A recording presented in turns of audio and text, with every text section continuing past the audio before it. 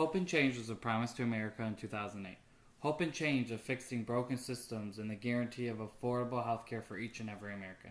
However, this hope and change turned into one of the nastiest political fights over a law that continues to invoke passionate discourse between Americans.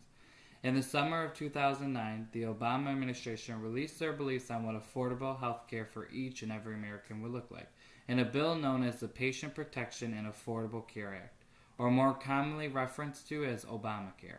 However, that nasty political fight gave America not so affordable health care, one that is convoluted and costing Americans more and more each year. That affordable healthcare system that so many were voting for in 2008 became a system that has cost Americans jobs and is crushing the economy here at home. As we examine the negatives of Obamacare and the reasons why it should be repealed and replaced, we will take a look back at that bitter national debate that raged over a bill that was 2,700 pages long, the implementation process, and what it is currently costing our nation. As I mentioned previously, this new affordable health care plan that President Obama believed in was no easy feat. It enraged a bitter political battle that drew a line in the sand for years to come between the Republican and the Democratic Party, a line that was deeper than ever before. That fight raged for so long and became so deep that the only way to settle it was by taking it to the Supreme Court and allowing them, the national court, to decide whether that law was constitutional or unconstitutional.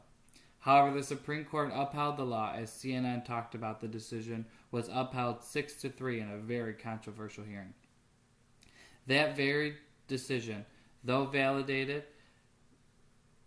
everything critics of Obamacare have said it will impose, one of the biggest taxes in modern day history, and cause a crippling decline of our healthcare system and our economy. The law, which was passed in 2009, has several things that will cause this decline that we are seeing, as reviewed by Gracie Marie Turner on the National Review. The employer mandate, which simply means that most companies will have to provide and pay for a portion of health insurance for their employees who qualify or be forced to face federal fines. In a nation that is already dealing with an unstable economy, and for businesses who are already struggling, and force them to add another expense that many can't deal with.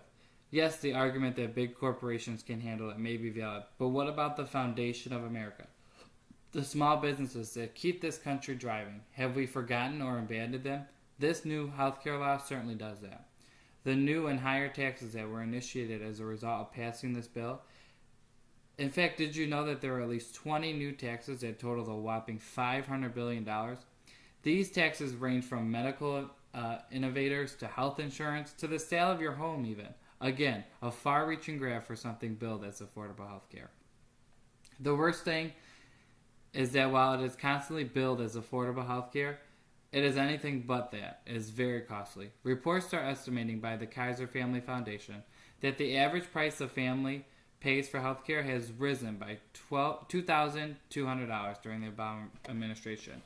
This is a far cry from when President Obama promised those same rates would be $2,500 lower by this time. That is not all. The industry as a whole continues to see these prices rise under this new healthcare law.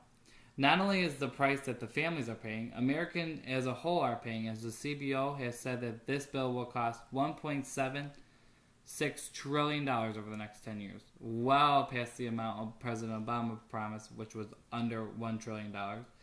This healthcare bill is no longer a Republican versus Democrat debate.